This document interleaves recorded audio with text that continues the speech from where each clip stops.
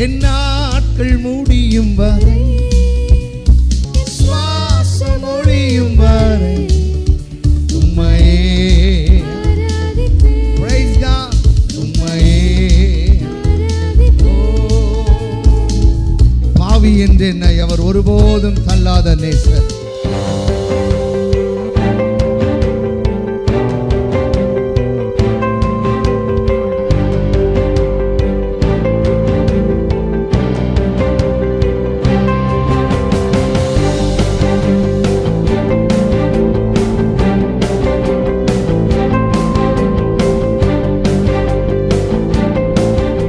Meeting first time வந்திருக்கேன். ராஜு அண்ணன் சொல்லி கொடுத்தது எல்லாமே ரொம்ப யூஸ்ஃபுல்லாக இருந்துச்சு. வாக்குத்தத்தம் மட்டுமே நம்ம வாழ்க்கை இல்லாமல் அது கொஞ்சம் கீழ்ப்படியணுங்கிற ஒரு நல்ல டாப்பிக்கில் சொல்லி கொடுத்தாங்க. ரொம்பவே யூஸ்ஃபுல்லாக இருந்துச்சு. சரியா படிக்கலாம், டீச்சர் முகத்தை பார்க்க பயப்படுறீங்க.